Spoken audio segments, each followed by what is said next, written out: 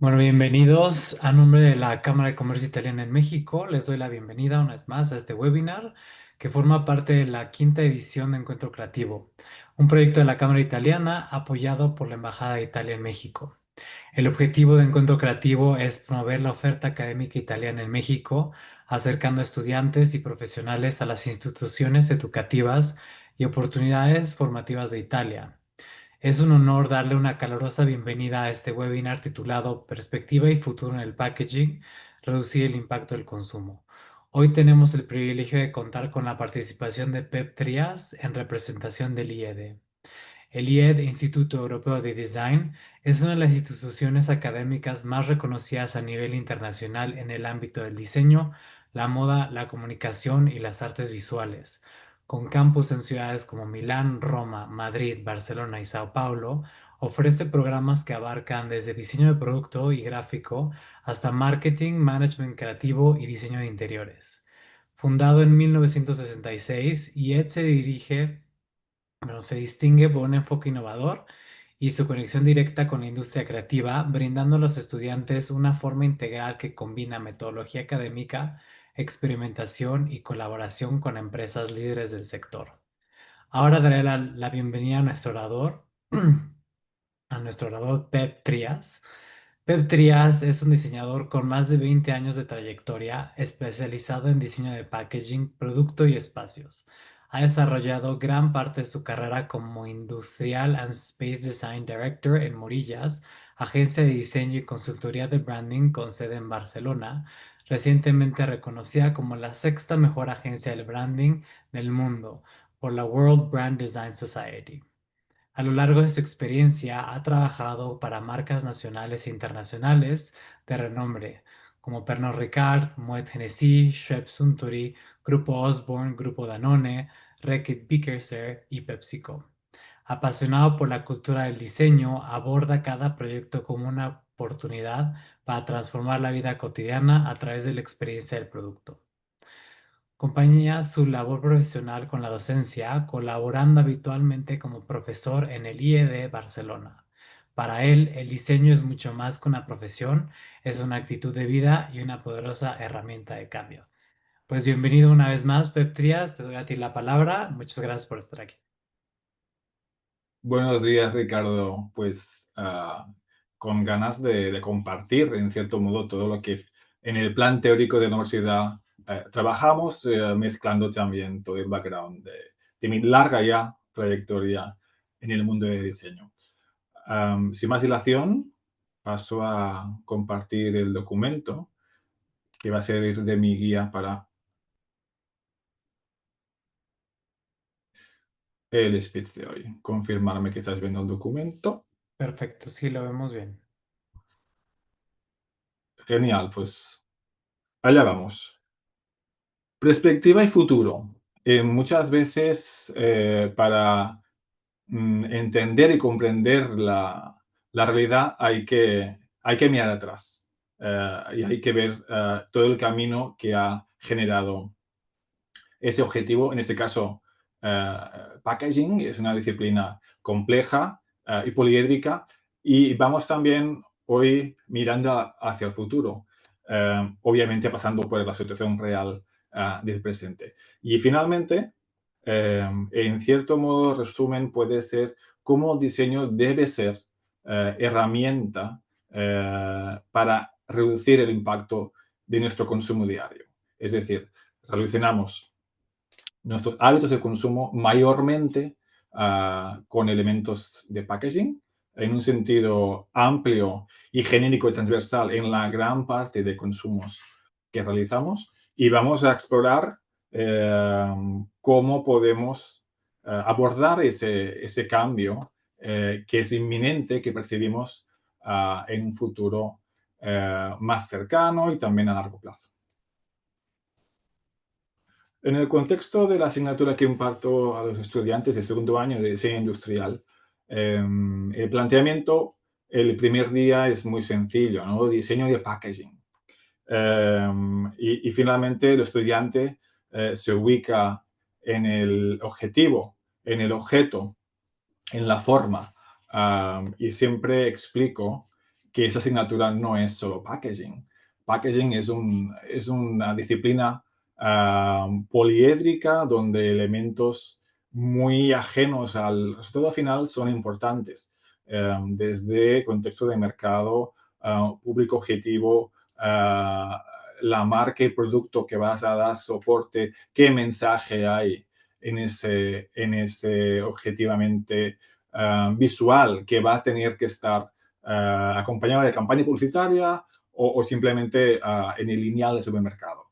Y a partir de ahí ese objeto va a tener una vida útil, mayormente muy corta, y luego ese material tendrá que entrar a resolver ciertas respuestas. Y finalmente, si abordamos el diseño de packaging en esa visión amplia, es cuando podemos corregir y no seguir con las inercias de la categoría y de la propia disciplina. ¿Qué dice el diccionario de packaging? Curiosamente, la Real Academia Española no ha incluido todavía el término packaging. Hay el embalaje y otros similares, pero finalmente lo que es packaging es el contenedor o la parte envolvente de algo que es creado para ser vendido. Y esa suave diferencia entre objeto, protección, transporte, pero que al fin y al cabo tiene que venderse, es el punto clave y transversal en la disciplina como tal. Entonces, vamos a plantearnos algo muy sencillo. Sabemos que el packaging está insertado en nuestro día a día con la mayor parte de actividades de consumo, pero ¿desde cuándo es tan importante? ¿Desde cuándo la humanidad ha relacionado el packaging como elemento y herramienta cultural y de supervivencia y de progreso finalmente?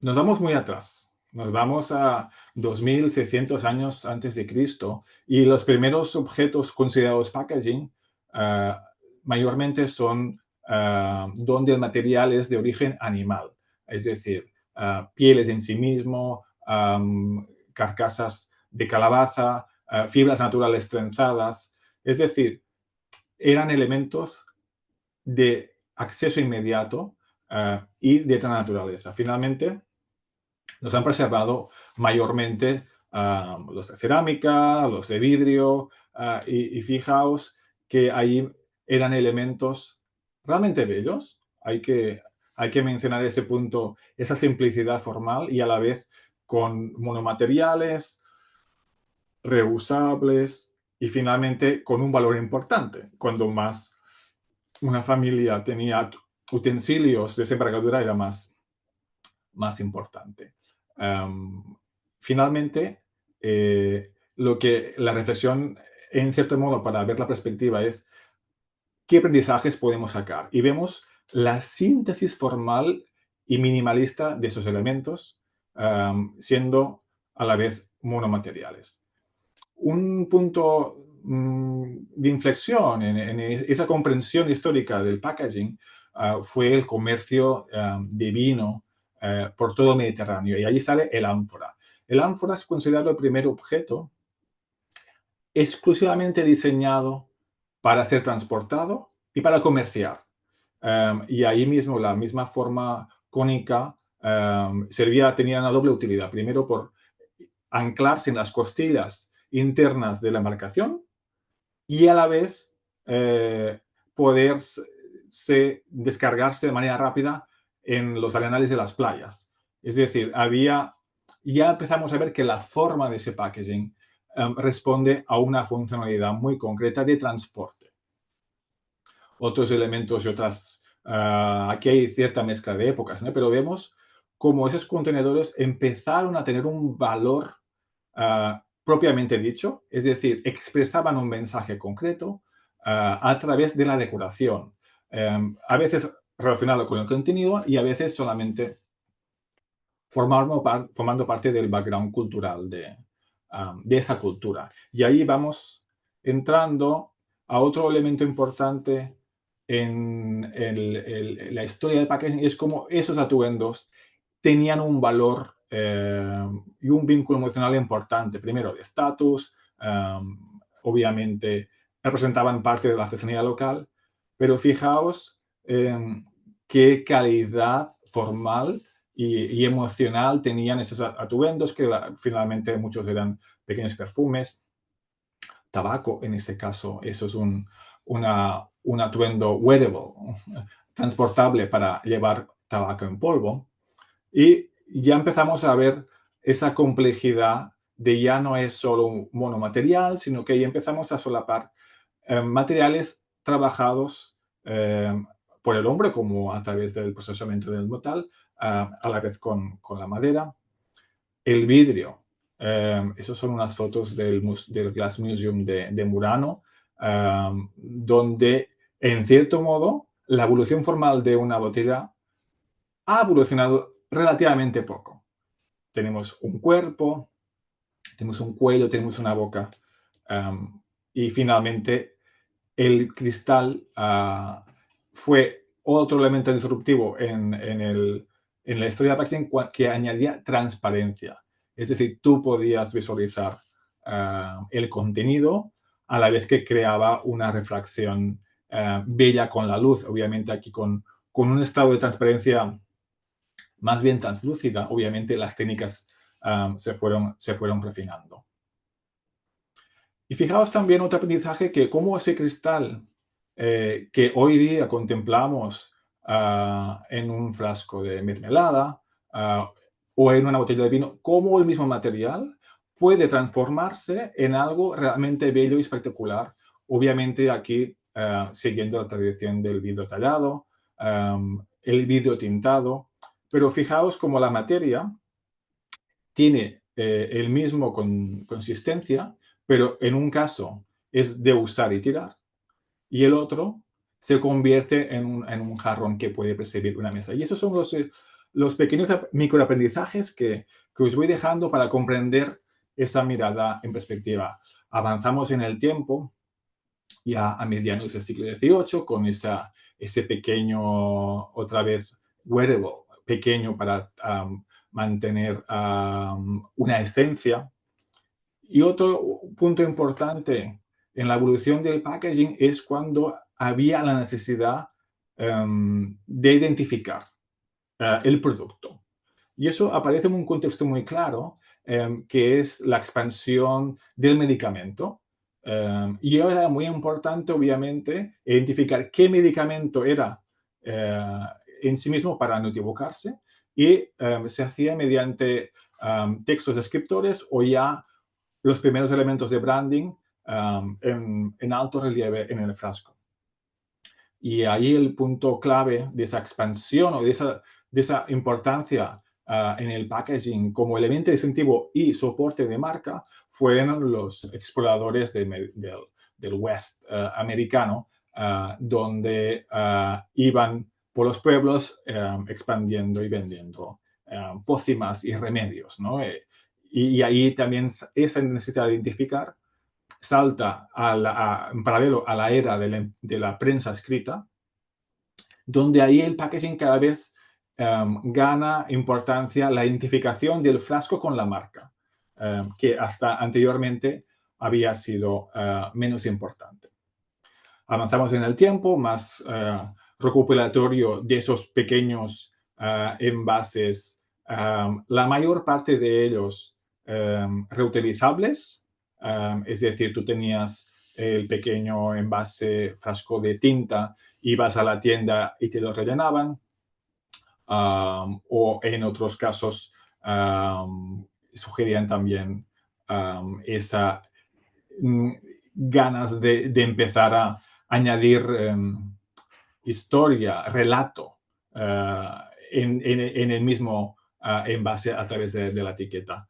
Vemos, por ejemplo, un close-up de esos cianuro, arsénico, perdón, donde el elemento label, el elemento etiqueta, básicamente fue para no confundirse. Imaginaros si te confundías en el caso tan aberrante como del arsénico. Otros materiales también se incorporaron en el mundo del packaging histórico, que es la cerámica, que ya habíamos visto que la era romana y griega lo trabajaba. Y fijaos que los protagonistas terminan siendo los mismos. Vidrio, cerámica. En este caso es un frasco de yogur. eh, y donde ya vemos lo que comentaba hace un momento, ¿no? Que a nivel formal, eh, esencialmente ya empezábamos a codificar las formas para elementos lácticos, las formas para elementos espirituosos, y se empezaban a crear una colección de códigos ocultos detrás de la forma que, más allá de leer el mensaje en este caso grabado, ya intuíamos que eso era un producto para yo. Nos acercamos ya a medianos del siglo XX, años 50, donde hay cierta explosión del uso del color. Grandes marcas todavía hoy presentes empezaban a crecer, y es los inicios de la era industrial, que en este caso seguíamos todavía manteniendo los envases de vidrio reutilizables. Vamos añadiendo capas. Estoy yendo rápido en el tiempo, pero mi intención con el alumnado es ver las partes de valor que han convivido con nosotros para quedarnos con aquello que hemos perdido, ¿no? Hoy día, ¿en qué hemos convertido todo ese imaginario que hemos ido recopilando en los museos con esa realidad de usar y tirar el packaging en sí mismo, con unos claros ganadores, que sería el mundo del papel, el vidrio, el aluminio o la mezcla de ambos? Nuestro sistema actual de consumo lo construimos a partir de esos pilares. En diseño industrial, a partir de esos básicos, que son envases anónimos, casi universales, el trabajo de diseño consiste en gran parte en diferenciarse entre ellos a través de la propia forma, a través de la usabilidad, a través de, obviamente, la aplicación de diseño gráfico, y a través de la personalización de ciertos elementos. Han habido pequeñas innovaciones con el tiempo, como el tubo de una pasta de dientes, del dentífrico, la lata de refresco, que han ido ganando, siendo como los protagonistas, pero vamos por partes. Esa es la realidad, ¿no? Que realizamos todos semanalmente o mensualmente. Toda esa familia de envases nos sirven para identificar producto, crear una conexión emocional importante con el propio pack o con la marca o con el producto, porque nos trae nostalgia o porque nos transmite salud, pero toda esa cantidad enorme de material, cuando llegamos a casa, eh, em, abrimos el packaging en sí mismo, y en gran parte de productos una parte parcial va directamente al contenedor, otra permanece para guardar el producto en casa, y finalmente ese es nuestro presente, ¿no? Que es la simple cultura de usar y tirar, que ha sido el elemento disruptivo que ha cambiado todo el entorno de packaging a partir de medianos de los 80s, cuando ya empezábamos a ver eh, que los envases reutilizables iban perdiendo, pues, mayormente, ¿no? ¿Cuáles son los protagonistas? Ah, Usar y tirar plástico. El plástico en sí mismo ha sido el gran ganador de de nuestra era, ¿no? Podemos decir que estamos en la era del plástico. Es un material ahora denostado eh, gracias a la información, pero que en sí mismo es un material increíble. La propia palabra, la plástica, lo expresa. Es muy versátil en términos de fabricación, versatilidad, puede adoptar cualquier aspecto. Y finalmente, ha sido gran parte la monosolución de gran parte del mundo del packaging. Otro gran protagonista es el plástico, perdón, el vidrio de usar y tirar, el aluminio de usar y tirar, y el papel de usar y tirar. A grandes rasgos hay más materiales. A grandes rasgos son los que se llevan la mayor parte del packaging. Dejarme hacer un inciso muy reflexivo sobre el aluminio. El aluminio es un material que nos transmite cierta seguridad a nivel de protección y que vemos en latas de refresco, envases de spray y bandejas, ¿no? El aluminio, afortunadamente por el aluminio, se puede reciclar de manera infinita. Y el mismo material es el que podemos fabricar elementos de valor, como es el cuadro de una bicicleta, un ordenador portátil, utensilios que van a estar con nosotros durante mucho tiempo. Es decir, ¿por qué usamos un material tan valuoso para usar y tirar? Obviamente aquí el mercado global es muy complejo. No quiero entrar en fronteras, en líneas. Hay unos lobbies de la industria que generan las estructuras y hay un mercado que ajusta esas estructuras. Pero la reflexión primaria es, ¿debemos utilizar un material con tanto valor para una lata de refresco? Ahí dejo la reflexión. Ese es el presente. No voy a contar nada que no sepáis. El fin de uso del packaging durante muchos años ha terminado en esta mezcla que eh, gracias a la voluntad administrativa juntamente con la necesidad de reconducir esta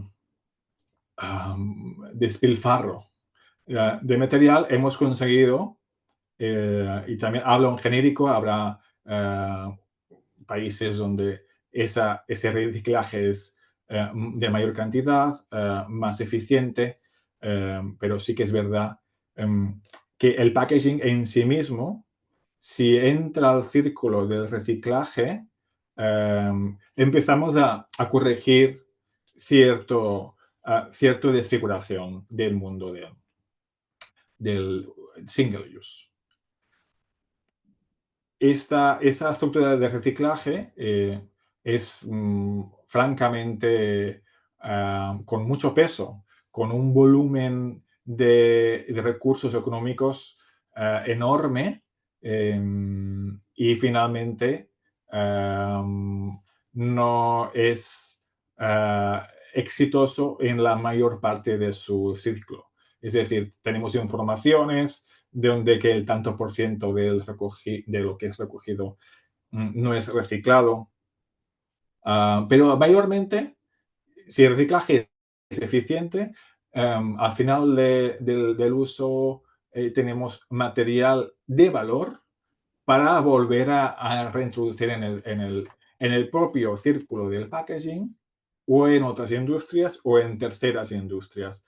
Es decir, eso es lo que funciona, pero en cierto modo, el volumen del trabajo que nos genera esa necesidad, hay una gran parte de ese material que está saliéndose del círculo, ¿no? Ya a nivel en los propios países, donde sabemos, y tampoco quiero profundizar en ese eje, donde los materiales del packaging y de otras industrias pasan al ecosistema, pasan en nuestros ríos, en nuestros mares, en nuestro suelo. Y es cierto que incluso parte de ese volumen importante de residuos se manda a terceros países para el supuesto reciclaje, donde empezamos a ver cosas muy extrañas, ¿no?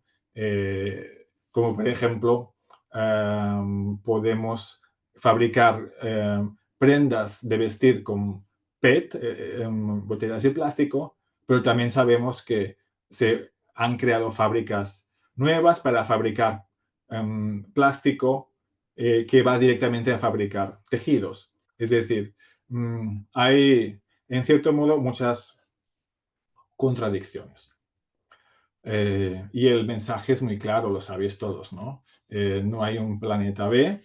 Y en cierto modo, sin caer en el apocalipsis, que creo que nos bloquea, en cierto modo, y no nos permite depurar, lo que yo reivindico es que el diseño, la disciplina del pensador creativo sea cómplice del cambio y no cómplice del impacto, ¿no? Ese es el resumen. Y la clave de ese impacto es que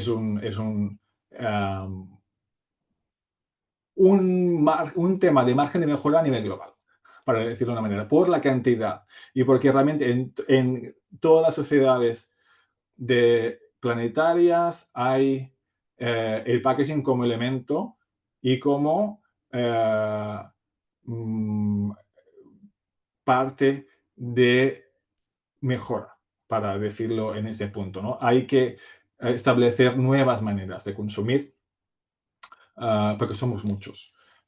Y ya la información es que sabemos sobre ese impacto ya son reales.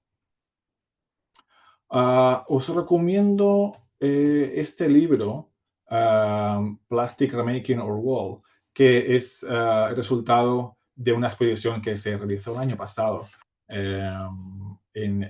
organizada por Vitra Design Museum, que yo finalmente no pude visitar, pero sí que he podido consultar y el libro, en ese caso, es una herramienta para comprender cómo el plástico ha sido un gran aliado de nuestro progreso y que finalmente el principal calidad que tiene el plástico, que es inmutable en el tiempo, o sea, no se degrada fácilmente, esa cualidad se ha convertido en su mayor enemigo o su problema, y sobre todo cuando usamos el plástico para objetos que tienen una vida útil muy corta, ¿no? Y ahí hay que en cierta medida, yo siempre explico poner el plástico en el lugar donde tiene que estar.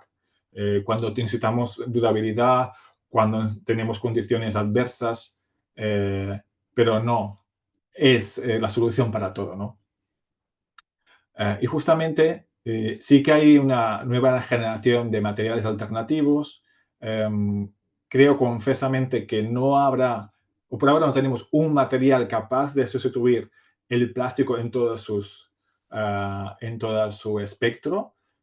Y creo que el mensaje es, hay que diversificar. Hay que encontrar la materia prima en la oportunidad del residuo agrícola en el caso de las fibras, de la industria alimenticia a través de la piel de patata, que esos azúcares naturales se puedan convertir con materiales de packaging. Los elementos de algas crecen con una velocidad muy rápida, creando muy poco impacto, al igual que también los mushrooms, ¿no? Los micelios, los hongos en sí mismos son organismos que crecen muy rápido. Eso está en la realidad de hoy día. Están fases también embrionarias. Y sí que he querido como pasar muy de puntillas por la parte de materiales, porque sería otro webinar en sí mismo. Avanzamos más bien de cómo el packaging podríamos disminuirlo, ¿no? Hay ejercicios de reducirlo al mínimo expresión a través de esas bolas comestibles de agua. Hay otros materiales que forman parte de la cultura del packaging desde ancestralmente, que nos dan ciertos aprendizajes, que es finalmente la hoja de banana, un material que vemos en todo el área tropical del planeta, tanto en Centroamérica, Sudamérica y también en Asia. Es decir, que finalmente es el plegar un elemento muy abundante nos genera ya la protección. Hay ciertas cosas interesantes como cómo industrializar un coco a través de un cierre industrial o naturalizar el packaging en sí mismo a través de aprovechamiento de la estructura propiamente natural dicha. Y otros ejercicios, en este caso es un envase producido a partir de la fécula de patata para líquidos y que al final de su uso tú puedes desestructurar solamente tirando de la tirita, al igual que fuera como pelando una manzana. Otro parte importante de la realidad es lo que llamamos la depaperization, ¿no? Todo parece que el papel es capaz de ser versátil y de sustituir gran parte de ese saco hasta ahora copado por el plástico. Um, lo que yo llamo son cambios de transición, es decir, nuestro presente ya estamos incorporando esa naturalización de como las propias pajitas, los straws de papel y otros elementos de que lo que antes eran bolsas ahora es papel. Hay cierta dirección en ese sentido, pero también hay proyectos detrás de grandes marcas, detrás de esos proyectos de la botella de papel, pero sí que hay una realidad, y por eso considero que son fórmulas de transición, es cuando mayormente cuando usamos papel en contacto con líquidos. Necesitamos de una barrera de polietileno, de plástico para que sea impermeable. Es decir, empezamos a hacer el ejercicio de mezclar materiales que luego son muy difíciles de reciclar, que es el principal problema que tiene el Tetabric, que es que existe una capa de polietileno, una capa de papel, luego otra de polietileno y luego también entre medio una de aluminio. Es decir, hasta ahora es imposible separar esos materiales. Es decir, vamos encontrando nuevas soluciones, pero vamos a ver si son las únicas, o si son las adecuadas, o si nos sirven para un escenario de transición. Hay otro punto importante y es clave en el mundo del packaging, es cómo el poder legislativo obliga al cambio, ¿no? Hay un proyecto de ley con aprobación europea, con una previsión de lo que idealmente deberían conseguir los estados hasta 2040.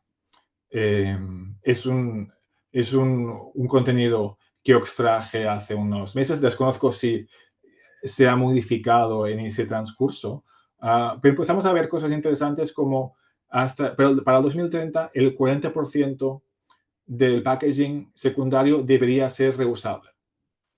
Y ese tanto por ciento tiene que subir al 70% hasta 2040. Otros datos. El 70%, se tiene que reciclar el 75% de vidrio para el 2030. Eso está muy lejos de la realidad. Y también hay particularidades según cada país. Y en ese caso, por ejemplo, en España se tiene previsión que hasta el 80% de envases utilizados en el contexto Horeca, de restaurantes y bares, debería ser reusable para el 2035. O sea, por dentro de 30 años, perdón, 10 años. Um, son datos de perspectiva y finalmente, mayormente, vamos a ver cuando qué cantidad de ese tantos por ciento se cumplen, pero aquí hay lo que siempre llamo el triple juego de la industria, los poderes legislativos, los gobiernos en sí mismos y luego el consumidor. Que lo que también hay que poner, otra idea que os quiero compartir es que el poder está en las personas, ¿no? People have the power, evocando la canción de Patti Smith. Es decir, si el consumidor pide el cambio, la industria evolucionará con ese cambio. Esto parece muy sencillo, pero es muy verdadero. Es decir, si seguimos confiando nuestro sistema de consumo en malas prácticas, la industria no va a evolucionar con esa redacción. En cambio, si el consumidor pide cosas nuevas, la industria y también el diseñador, como parte también de ese punto de cambio, podemos conseguir mejorar el contexto, ¿no? Repaso muy rápido de las 4 Rs. Es una fórmula clásica que en cierto modo refleja los estados reales. Hoy en diseño de packaging estamos en la fase de reducir y mejorar el reciclaje. Y empezamos a reemplazar ciertos materiales. Pero el que más potente es en términos de aminorar el impacto es reutilizar. Es decir, que ese elemento de packaging, más allá de que sea biodegradable, que es un gran avance, es que lo que compramos para transportar nos sirva más de una vez. Pero eso hay que hacerlo de manera eficiente, de manera lógica, con sentido común. Y aquí empiezo a añadir otros niveles de complejidad. Vamos a imaginarnos que ese elemento de packaging lo reutilizamos. Quizá ya no es un elemento de packaging, es un utensilio, ¿de acuerdo? Vamos a imaginar que hay que reformular el producto. Es decir, podemos cambiar la manera de consumir cambiando la textura, la forma o cómo debemos usarlo. Ahí, en esa necesidad de rellenar y preparar en casa el propio utensilio. Al igual que en nuestras cocinas, cogemos materiales en crudo y los preparamos. Y para último, esa necesidad importante de renovar costumbres. Es decir, si siempre hacemos lo mismo, vamos a conseguir siempre el mismo resultado. Y ahí ya empezamos a añadir cierta complejidad, que finalmente todos son retos para el sector del diseño como tal. Paso a continuación a compartiros el brief que realizamos este año con los estudiantes en la asignatura de packaging. El contexto fue muy conciso. Primero, la propuesta de producto tenía que ser un producto de cuidado personal. Y escogí ese campo porque había una necesidad concreta de que es un producto para ti mismo. Vivimos en la era del individuo, y pensé que era un buen escenario para que, en cierto modo, todos somos diferentes y todos queremos cuidarnos diferentes. Otro punto importante fue el cambio de costumbres. Es decir, el proyecto tendría que obligar a hacer las cosas de otra manera, obviamente dejando fuera el usar y tirar. Y luego tenía que proponer un sistema de refill. Con esos tres elementos que visualmente acompañaba, cuando hablamos de cuidarnos, no hablábamos solamente de la parte exterior de nuestro ser, sino también la parte más amplia del cuidado personal. No solamente estética, sino también tenemos enfermedades en nuestra piel, nos tenemos que proteger de agentes externos como la contaminación, o sea, el espectro era muy, muy amplio. El punto número dos, cambiar de costumbres. Ya hay elementos donde nos demuestran que podemos hacer las cosas diferentes, como enchufar a nuestro vehículo, ir a comprar con nuestra propia bolsa, dejar de comprar botellas de un solo uso y rellenar nuestra cantimplora o envolver nuestros sándwiches. Y finalmente, el resultado de ese packaging iba más allá de un objeto. Hacíamos foco en la usabilidad del producto, poniendo valor en el propio mecanismo. Es decir, dejando de lado el comprar un objeto, usarlo y tirarlo, ¿no? Es lo que estamos haciendo ahora. Sino añadir cierta conexión con el consumidor al ser un objeto que vas a usar durante mucho tiempo. Y ahí empezamos a modular y a observar la hoja en blanco desde otra manera. Los estudiantes podían escoger entre limpieza, tratamiento y protección, que ahí se traduce en pasta de dientes, serums, crema solar. Sí que dejamos de lado el maquillaje y el perfume, porque en cierto modo habrían otra relación aspiracional del producto y menos personal. Por eso lo dejé fuera y creo que acertamos. Y un punto de partida que compartí con el estudiante es por qué tenemos que comprar el producto terminado en formato líquido o viscoso, por qué no podemos comprar el producto en seco. Es decir, mucho más fácil de empaquetar y de proteger, y que sea en casa que tú terminas, mezclas y consigues el producto final, ¿no? En el caso de productos de cuidado personal era muy clave. Y hay proyectos precedentes, como jabón en polvo que tú mezclas en tu dispensador, pero que finalmente la marca lo que puede conseguir es crear el sistema que te resuelve la necesidad. No pensar en el objeto que está en el punto de venta y que luego pasa al círculo de reciclaje, sino la marca te provee, perdón, de la necesidad.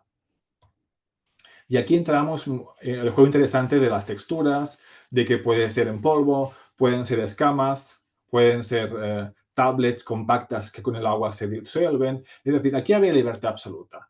Pero sí queda una reflexión, no quedarnos con el frasco, con el tapón, sino comprar en seco. Es decir, no requeríamos de grandes cantidades de material, simplemente podía ser un sobre de papel.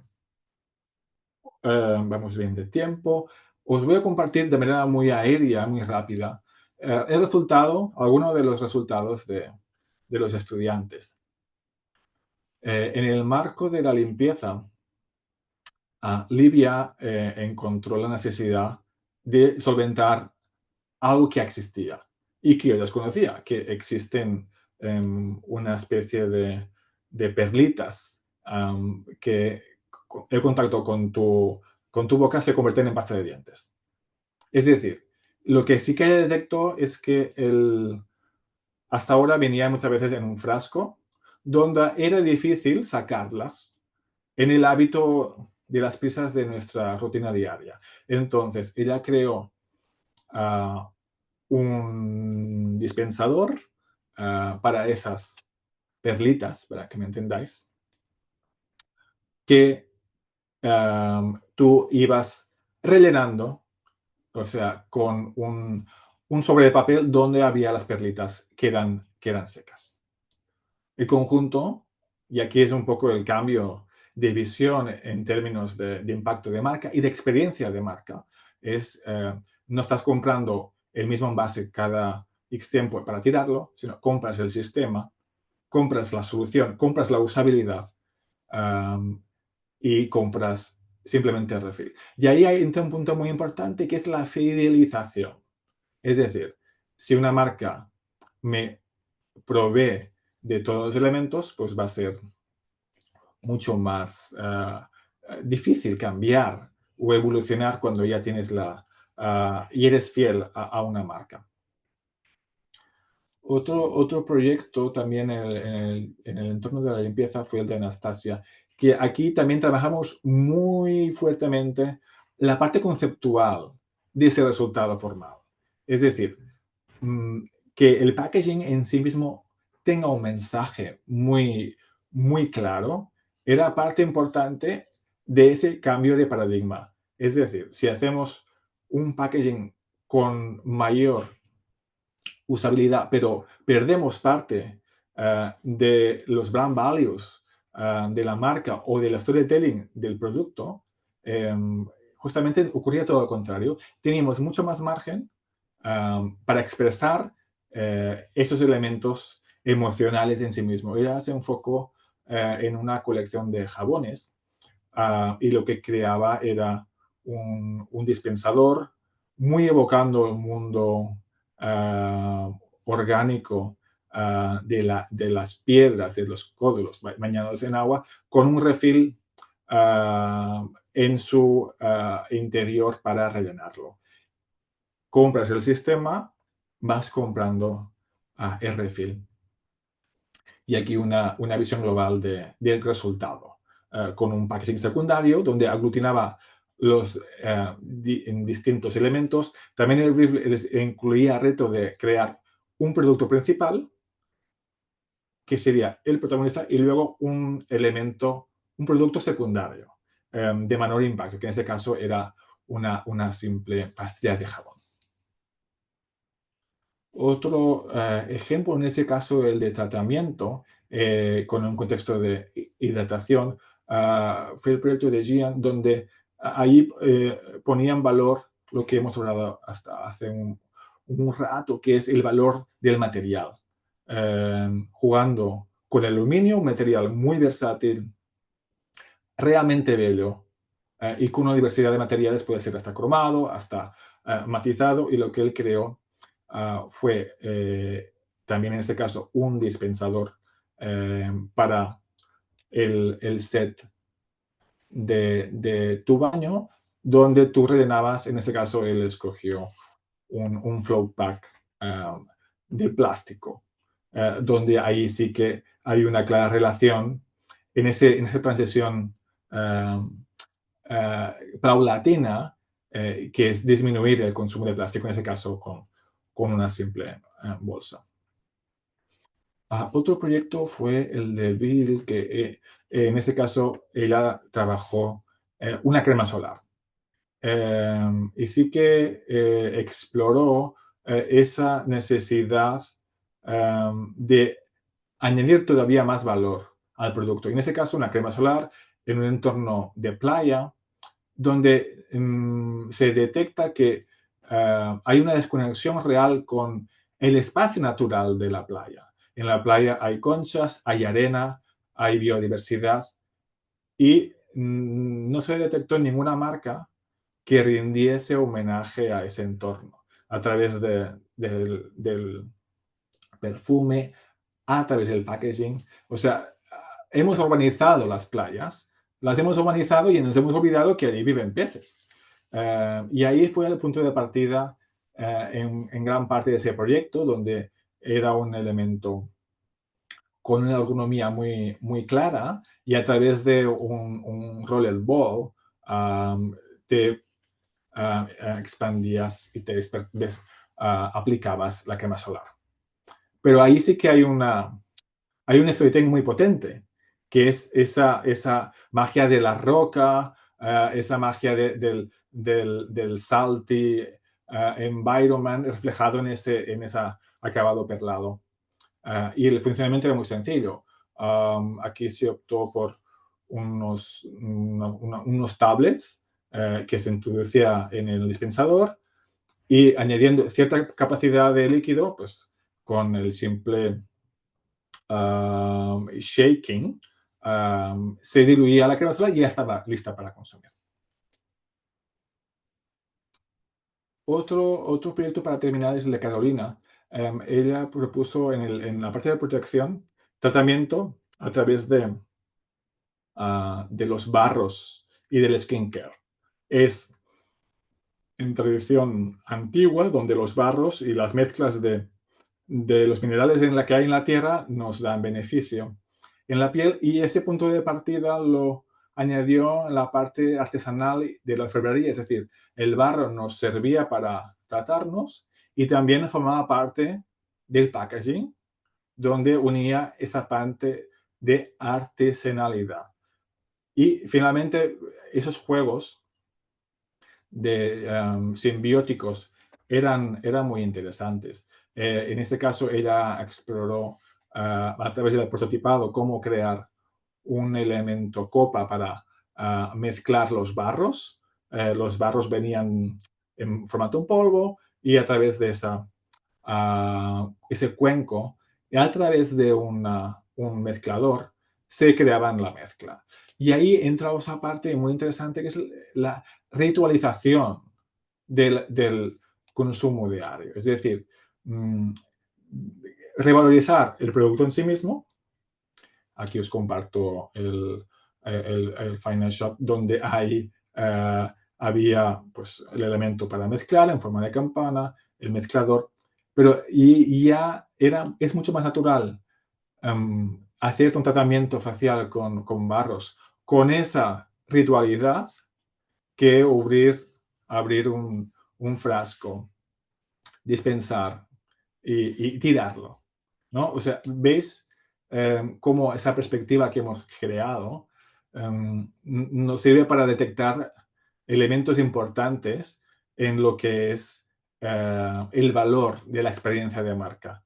Y justamente el usar y tirar es un estadio muy corto y muy poco interrelacionado con el consumidor, ¿no? Porque usamos y tiramos, usamos y tiramos. En definitiva, es en parte el mensaje teórico, ¿no? Sin ansias de entrar en contrainformaciones.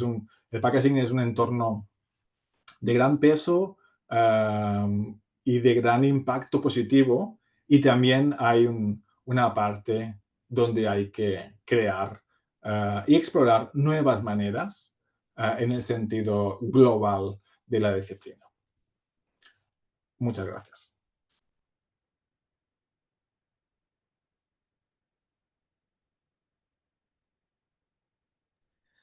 Reactivo mi micrófono. Muchísimas gracias, Pep. Súper, súper interesante. Yo soy hiper fan de siempre ver la parte histórica, de dónde viene lo que creamos. Creo que eso se me hizo excelente. Les recuerdo a los participantes que tenemos 15 minutos para preguntas y ponerlas en la parte inferior de su Zoom. Ahí pueden ingresar las preguntas. Inicio yo con una que me apunté porque me encantó, que pones el diseñador tiene que ser, debe ser cómplice del cambio y no cómplice del impacto.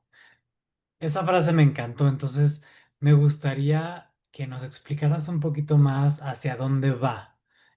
Tú como profesor y sobre todo como diseñador y director de una agencia.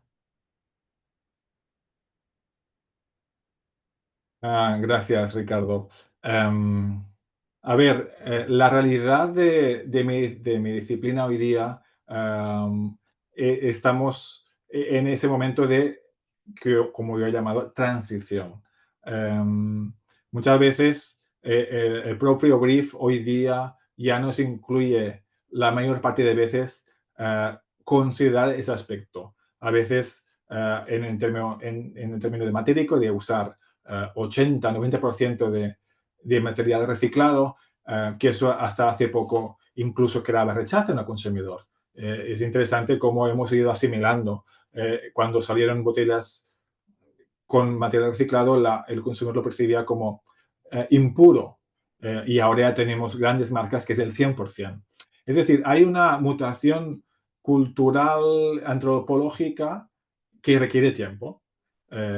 Y muchas veces el equipo de diseño aportamos innovación realista en el proyecto, y a veces conseguimos convencer, y otras se queda en un estadio conceptual.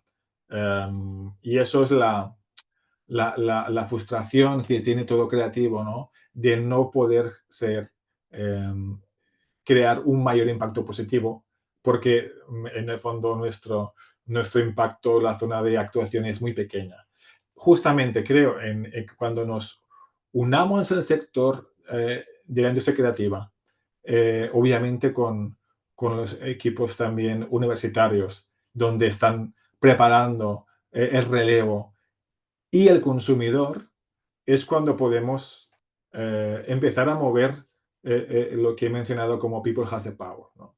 Pero el diseñador no puede quedarnos con esa fase lineal, sino que hay que proponer, y así lo hacemos.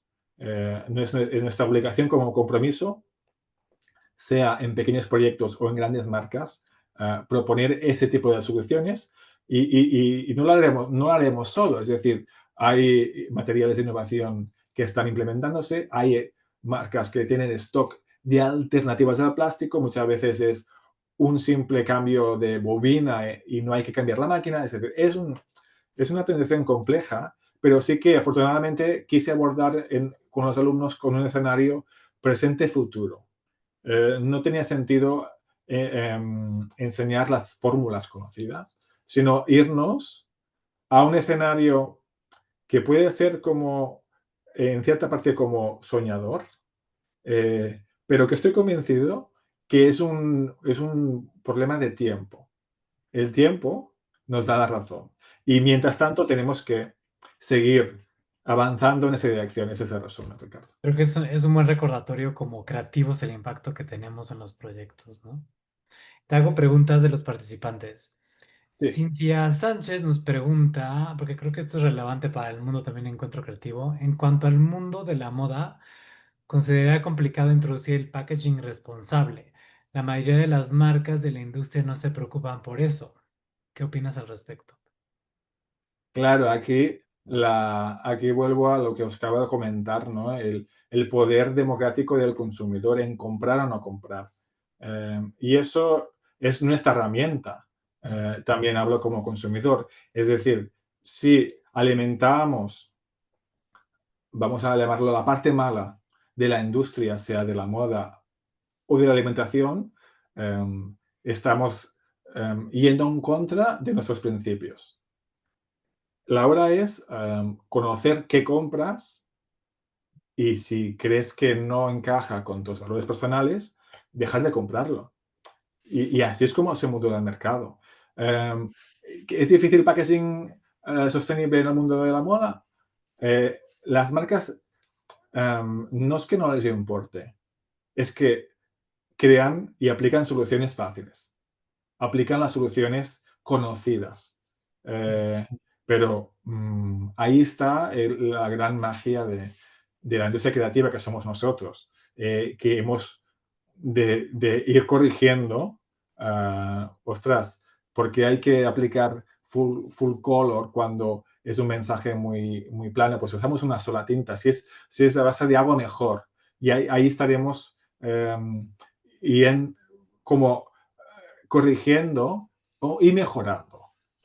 Esa sería un poco la... Pero finalmente somos, como compradores, mm, unos grandes justicieros. Sí, estoy de acuerdo. Y creo que le va esta pregunta de un asistente anónimo.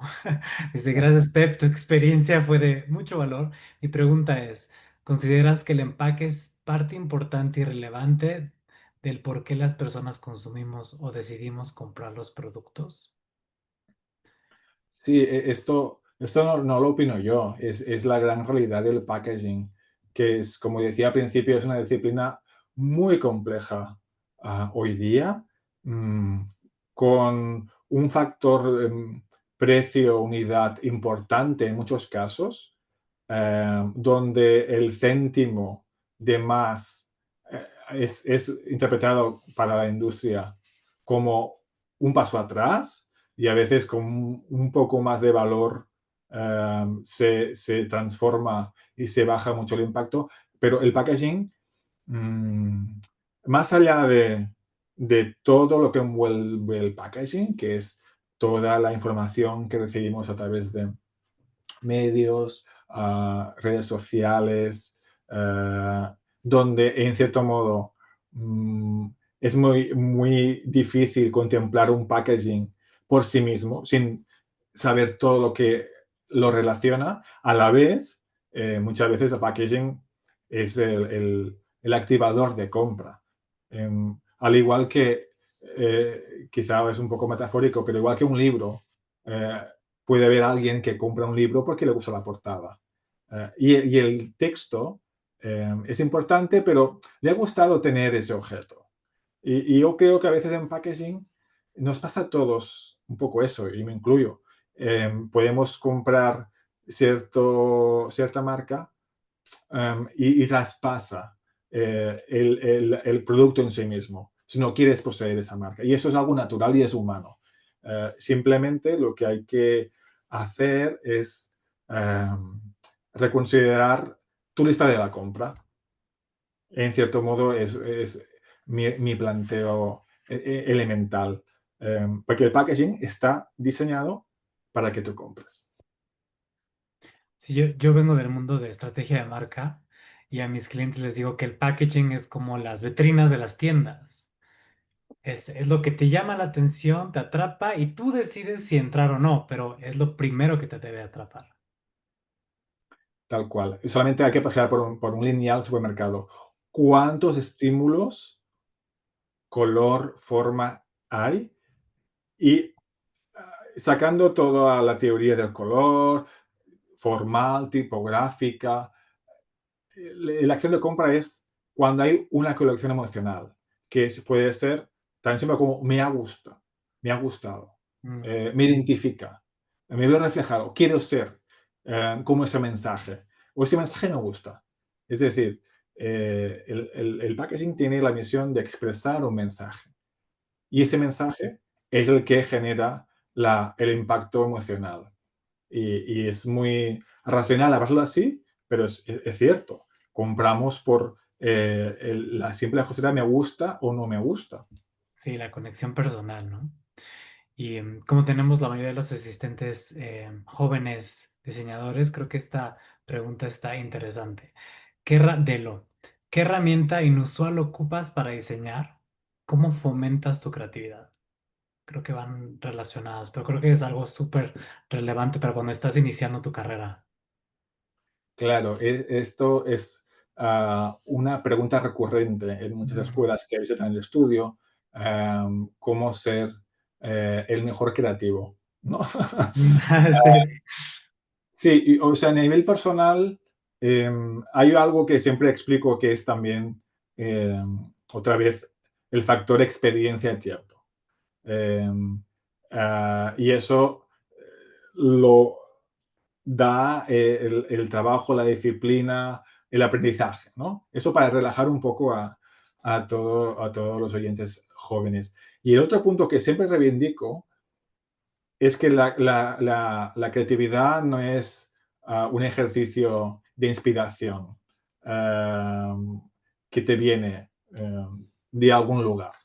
Es el resultado de convertirte en una persona analítica constante las 24 horas haciéndolo y disfrutando de ese sentido crítico.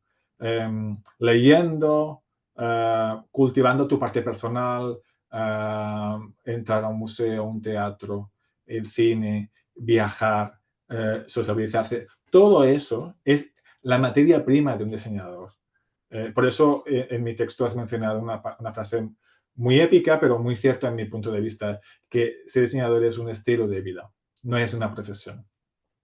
No puedes dejar de ser diseñador cuando cierras el ordenador. Um, Justamente cuando cierras el ordenador, empieza, empieza otra gran parte de tu curso vital, que es ser curioso.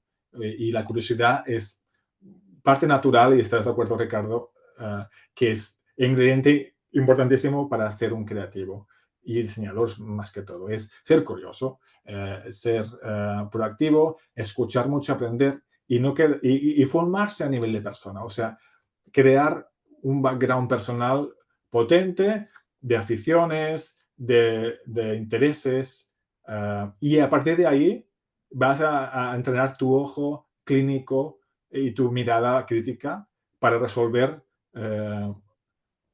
el problema que te enfrentas encontrando la solución. Muchas veces el diseñador se reduce en hay un problema, hay que encontrar una solución. Eh, y viéndolo así es mucho más limpio de entender. Pero en resumen, siempre explico que hay que trabajarse como persona. El software y las herramientas tecnológicas nos lo hacen muy fácil. Es muy fácil conocer la tecnología. Cada vez es más fácil. Ya sin entrar con la IA, ¿no? Lo importante es cultivar ese parte personal y el sentido crítico mezclado con la curiosidad. Ese sería un resumen. Sí, creo que me encanta. Sí, siento que es importante reconocer que eso es como que el poder del creativo, ¿no? Que tenemos. Y instituciones como el IED te dan las herramientas y la academia para ejecutar esa creatividad y esa curiosidad que ya traes contigo, ¿no? Que siento que la mayoría de los participantes tienen. Y mencionaste la IA y creo que esta pregunta está interesante. Dice Janice Castillo, hola, muy inspirada la plática. Me gustaría saber tu opinión acerca del ligar de la IA en el mundo del packaging. Saludos. Eh, Tengo opinión, obviamente, y claramente mi relación con la IA ha ido evolucionando en paralelo con la IA también, ¿no? Sabemos que el resultado recientemente es mucho mejor que hace unos meses y va a ser mucho mejor en unos pocos, ¿no? Y eso ha ido como yo creo que estamos aprendiendo juntos, ¿no? Y también digo que la inteligencia artificial no es tan inteligente como el título la denomina. Es decir, es una herramienta que a través de tus ideas, de tu trabajo personal, utilizas para expresar tus ideas. Y eso es como yo la enfoco. Sí que mi uso con la IA es todavía primario. Eh, en mi entorno de trabajo es una herramienta más, porque me gusta todavía dibujar con lápiz, ¿no? Me gusta la fotografía. Hay ciertos elementos que para mí son importantes, pero que no tienen que ser los mismos para todo el mundo. Pero sí que la IA nos hace ir más deprisa en expresar nuestras ideas, pero sin ideas, la IA no te va a dar no te va a dar el proyecto. Y en el mundo del packaging, haciendo pruebas de divertimento o serias, hay una parte de know-how tecnológico muy importante en el mundo del packaging, um, que la IA todavía no ha comprendido. Es decir, crea resultados muy impactantes, pero que están muy lejos de nuestra realidad objetual formal. Es decir, son lo que yo puedo llamar cromo, ¿no? Es un afiche, es una imagen que puede inspirar, como puede inspirar un paseo por la naturaleza con mi cámara fotográfica. Ese es el valor que yo lo estoy poniendo actualmente en la IA. Como una Mm, herramienta, pero en el mismo nivel que muchas otras herramientas. mm. Sí, y sobre todo me imagino que en el mundo en el que vives tú, que es de innovación, y viendo los proyectos de tus alumnos, que es más innovar y crear cosas nuevas. La IA utiliza cosas que ya existen, ¿no? Para crear. Y nosotros como creativos somos los que tenemos que adaptar para innovar. Claro, y ese es un punto importante, Ricardo, porque lo que también hemos hecho muchas formaciones con ella para comprenderla. Y clave comprender cómo funciona. Y sabiendo que lo que coge la IA es todo el universo que tiene almacenado en la red y de ahí extrae conclusiones. Está muy bien, eh, pero como tú dices, extrae las conclusiones de lo que ha existido hasta ahora. Y justamente en el escenario de la asignatura y en diseño se trata de buscar nuevas maneras de resolver los retos. Entonces, no siempre la IA va a ser innovadora. Ese es quizá el eslabón que la va a dejar detrás de una mente humana, ¿no? O sea, podemos empezar a sacar conclusiones como no está innovando, aunque parezca que sí, está trabajando con lo que hemos hecho durante años, pero no es que será capaz de em, visualizar lo que todavía no está en la red. Eso sería un poco la conclusión final, ¿no? Y nosotros somos eh, los procesadores más avanzados que existen, ¿no? Yo creo que todavía ganamos nosotros, ¿no? Sí, yo también. Y creo que sobre todo como creativos, 100%. Pues muchísimas gracias, Pep. Ha sido un gran placer. Gracias por compartir tu experiencia como creativo y como docente del IED. Les recuerdo a los participantes que hay una beca del 100% para un curso de verano en Italia.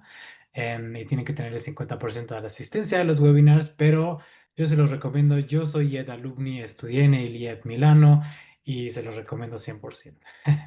Gracias a todos por esta interesante sesión. Esperamos que resulte provechosa para acercar a los estudiantes mexicanos y al público en general a nuevos conceptos. En nombre de la Cámara de Comercio Italiana de México y el IED, me gustaría expresar mi gratitud por su presencia en esta sesión. También extiendo mi agradecimiento a todas las marcas que forman parte del encuentro creativo, entre ellas Luxottica, Lavazza, Fiat, entre otros. Y una vez, muchísimas gracias, Pep, por estar aquí y haber compartido tu experiencia. A vosotros. A todos. Gracias.